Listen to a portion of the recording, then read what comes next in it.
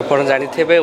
ଓଡ଼ିଶାରେ ଯେତେବେଳେ ଓଡ଼ିଶା ସରକାର ବିଜେପି ସରକାର ଆସିଲା ଓଡ଼ିଆ अस्मिताକୁ ନେଇ ଆସିଥିଲା ତାପରେ ମଧ୍ୟ ଜଗନ୍ନାଥ ସଂସ୍କୃତିକି ଏହାକୁ ଅଗ୍ରଗତି କରିବା ପାଇଁ ଉଦ୍ୟମ ସରକାର କରୁଛି ତା ସହିତ ଟୁରିଜିମକୁ ଆଟ୍ରାକ୍ଟ କରିବା ପାଇଁ ମଧ୍ୟ ଜଗନ୍ନାଥ ମନ୍ଦିର ପୁରୀକି ମଧ୍ୟ ଅଗ୍ରଗତି କରୁଛି ଏହାକୁ ଷଡ଼ଯନ୍ତ୍ର କରି କିଛି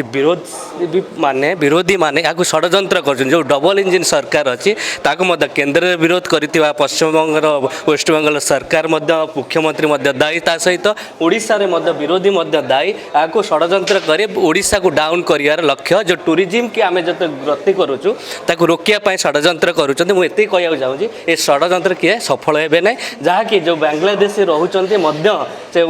ୱେଷ୍ଟବେଙ୍ଗଲ ବେଶୀ ମଧ୍ୟ ପ୍ରତ୍ୟାହାର ହେଉଛନ୍ତି ଯେ ଏଇ ସଂସ୍କୃତି ଜଗନ୍ନାଥ ସଂସ୍କୃତି ନଷ୍ଟ କରିବାର ତାଙ୍କର ପ୍ରୟାସ ଚାଲିଛି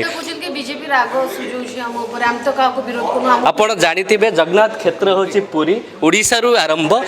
ସାରା ଦେଶରେ ମଧ୍ୟ ଯେଉଁ ମନ୍ଦିର ହେଇଛି ଓଡ଼ିଆମାନେ ହିଁ କରିଛନ୍ତି ଯେଉଁଠି ବି ହେଇଛି ତାଙ୍କର ଜଗନ୍ନାଥ ମନ୍ଦିର ହେଇଛି ଓଡ଼ିଆମାନେ କରିଛନ୍ତି କିନ୍ତୁ ଅରିଜିନାଲ ହେଉଛି ସଂସ୍କୃତି ହେଉଛି ପୁରୀ ଜଗନ୍ନାଥ ମନ୍ଦିର ଯଦି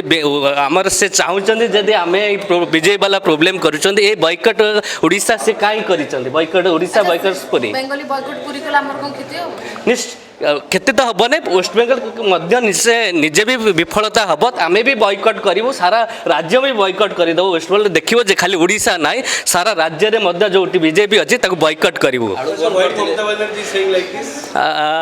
ଯେ ମମତା ବାନାର୍ଜୀ ମୁଁ ତାଙ୍କୁ ୱାର୍ଣ୍ଣିଂ ଦେବାକୁ ଚାହୁଁଛନ୍ତି ଯଦି ଓଡ଼ିଶା ସହିତ ଲାଗିବେ ସେ ସବୁ ରାଜ୍ୟରୁ ସିଏ ମଧ୍ୟ ବୟକଟ୍ ହେବେ ଆଗାମୀ ଦିନରେ